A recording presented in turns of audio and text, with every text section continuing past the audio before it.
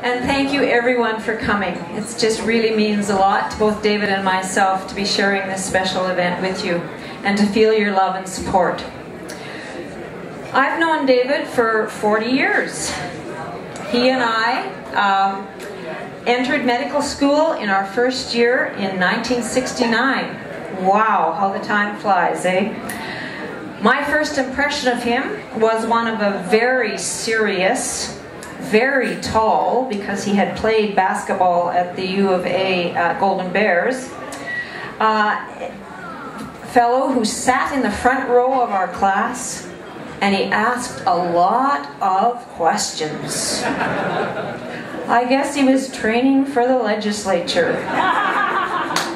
Unfortunately, in the legislature, you don't get them answered, whereas in medical class, you at least got your questions answered.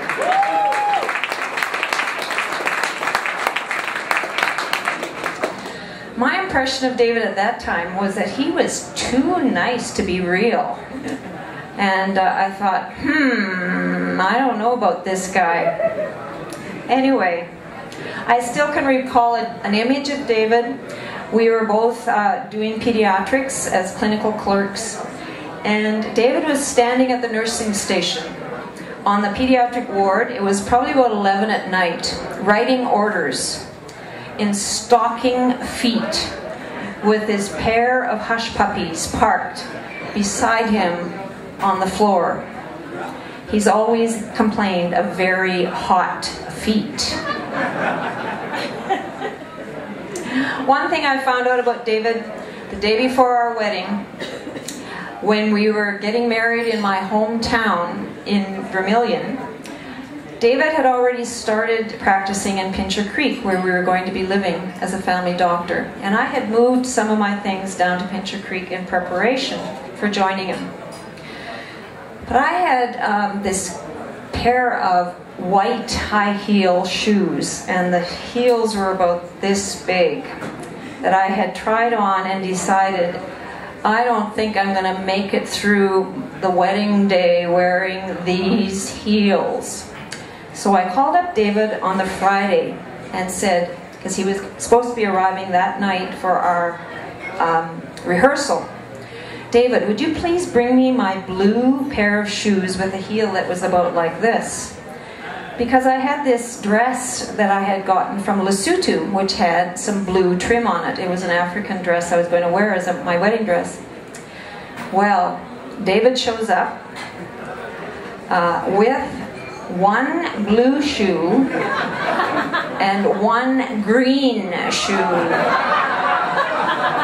That's when I discovered he was colorblind.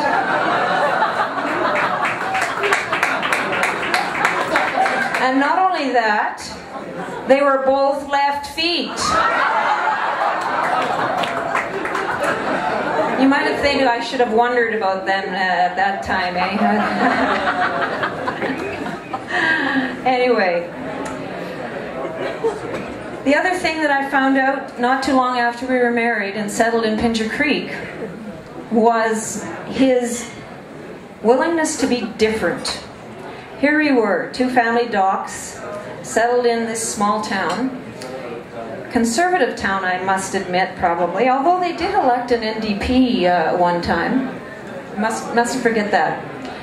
But there had been quite a few people that had moved across the border from the States who were peace activists and had settled around the community of Pincher Creek, mostly out on the sort of farm areas.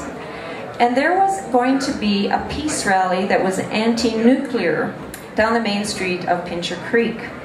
And David said, okay, we got to go watch this. So here we were, standing on the side of the street while this parade came by that was sponsored by Plowshares. Now this was in the 1980s.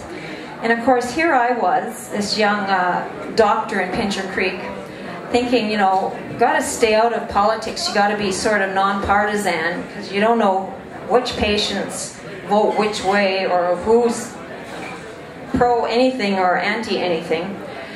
And the next thing I know, as the parade is going by, David stands up walks out into the middle of the street and starts walking with the anti-nuclear parade.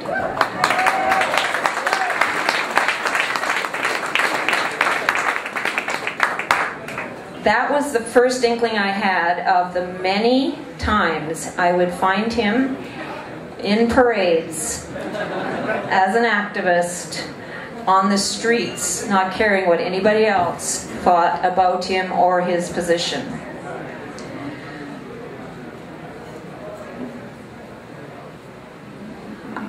David, it's been, this will be our 31st year of marriage in August.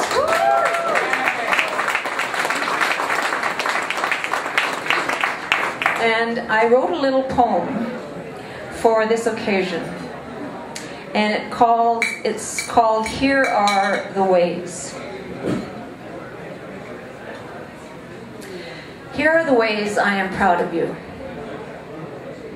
Proud of your desire to make a difference in the world. Proud of your willingness to stand up for an ideal and to tackle the big issues.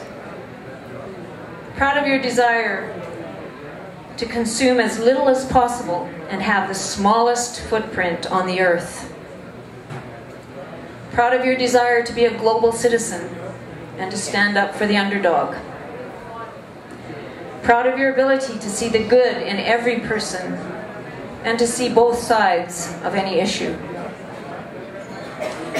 Proud of your ability to see the big picture and to be ahead of your time. Proud of your generosity with your time, your talent, and your treasure. Proud of your ability to network and bring all sorts of people together. Proud of your commitment to your own physical health and well-being.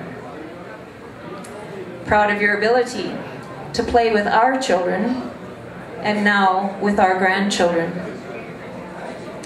Proud of your commitment to hard work.